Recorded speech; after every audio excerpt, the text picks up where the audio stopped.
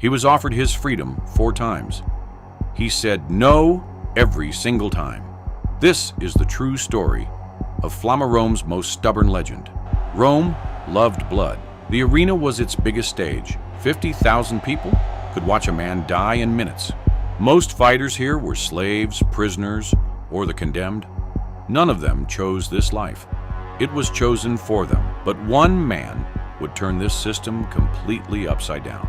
His name was Flamma. His story starts far from Rome. He was born in Syria, in a world untouched by the arena. That peace didn't last. Rome's armies were already marching. The soldiers arrived without warning at first light. Flamma was taken, along with dozens of others. He was young. He had no say in what came next. They marched him for days, chained to strangers. Eventually, they reached the coast and a waiting ship. The sea crossing took him somewhere he'd never been, Sicily. When the ship docked, his life as a free man was over. He was marched straight to the slave market. Buyers inspected him like livestock, checking his strength. A gladiator school owner made the winning bid. He was led through iron gates into a world of stone. This was the rudis, his new home, and his new prison.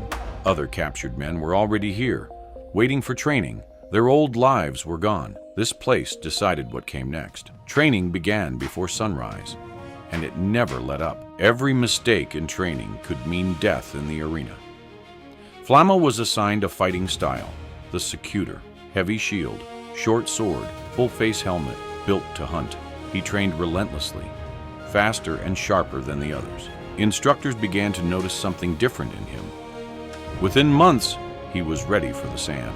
His first fight came without warning or mercy. The crowd roared. His opponent charged immediately.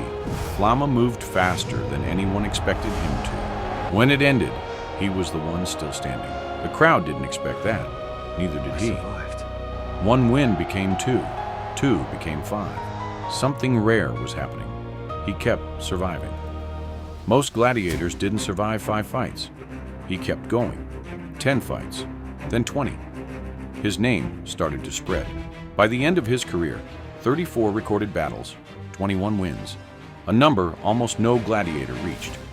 9 fights ended in a draw, both men allowed to live. Only 4 losses. And even those, he survived.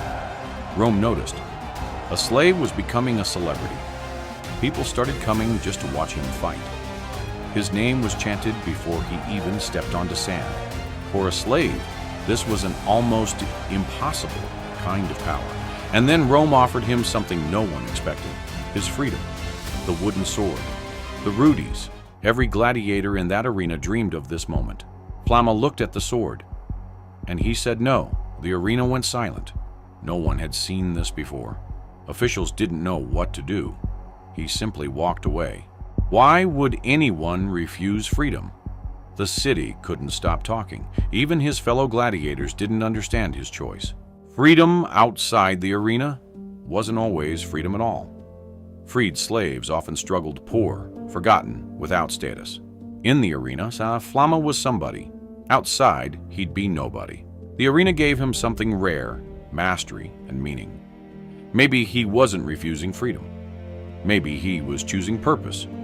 Whatever the reason, he went right back to training. He kept fighting.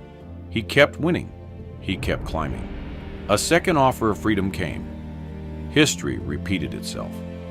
He refused again. The pattern was now impossible to ignore.